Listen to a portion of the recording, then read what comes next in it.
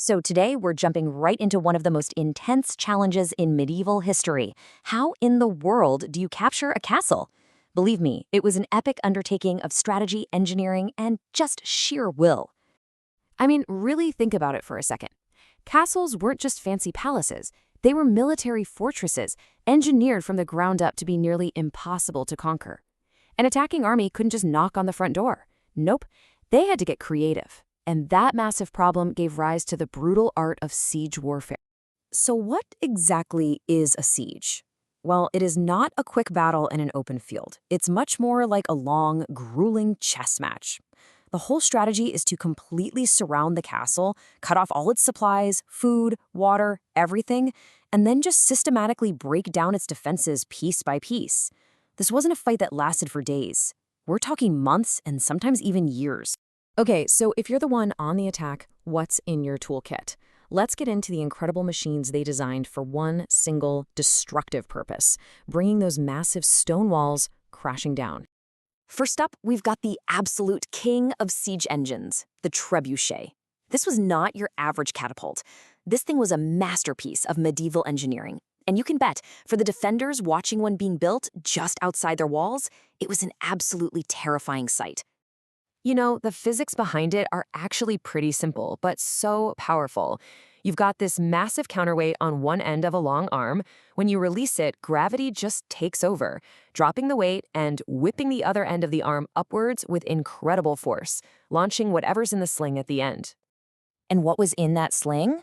We're talking projectiles weighing up to 300 pounds.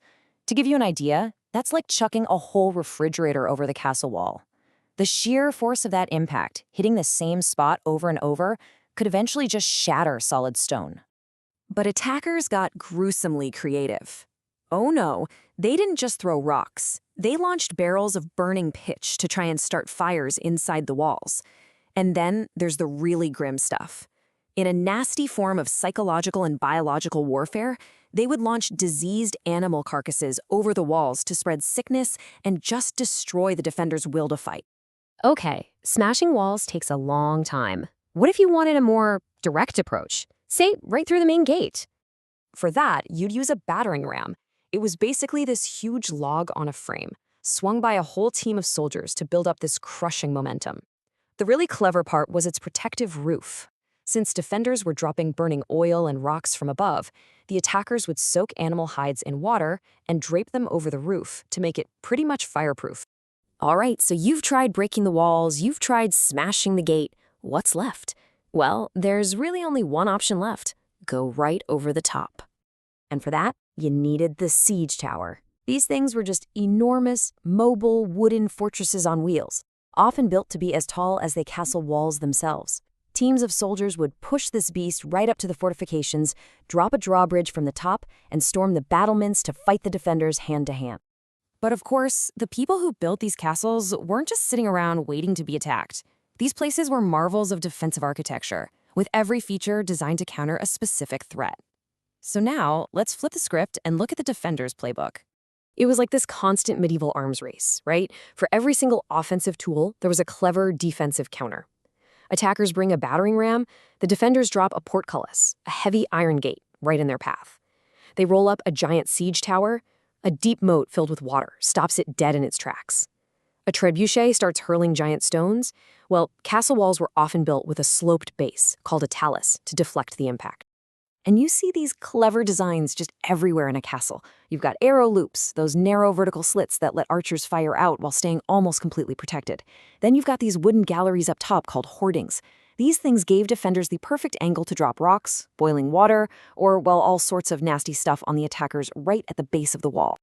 So we've talked a lot about the machines and the architecture, but a siege wasn't just about stone and wood. What was it actually like for the people involved? The human cost on both sides was just immense. For the people trapped inside those castle walls, life during a siege was basically a slow-motion nightmare. As weeks dragged into months, food would run out, forcing people to eat things you wouldn't even imagine. Rats, leather, their own horses. Clean water, forget about it. Disease would spread like wildfire in the crowded conditions, and the psychological terror of constant bombardment was just unrelenting. But you know, life wasn't exactly a picnic for the attackers either. Think about it.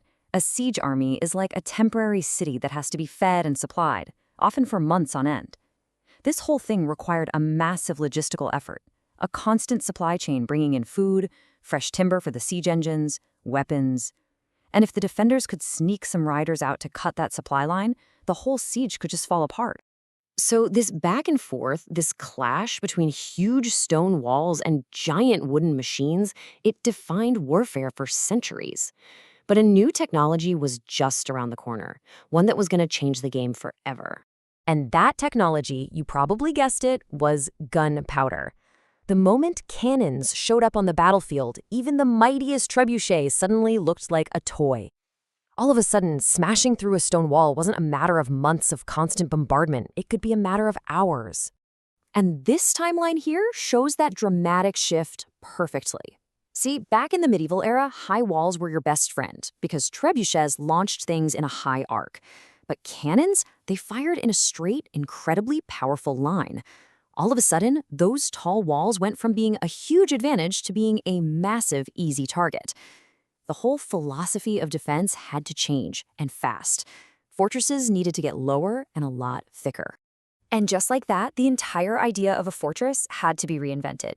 Those tall, majestic castles we all picture, they basically became military dinosaurs, completely obsolete. They were replaced by these new designs, low, thick, star-shaped forts built for one reason, to stand up to cannonballs and provide better angles for defenders to fire their own cannons in return. And that leaves us with a pretty interesting question, doesn't it? For centuries, the stone castle was the absolute peak of defensive tech. It seemed unbeatable. But then one invention made it totally obsolete, almost overnight. So it makes you wonder, what are the unbeatable technologies of our time, and what's going to be their gunpowder?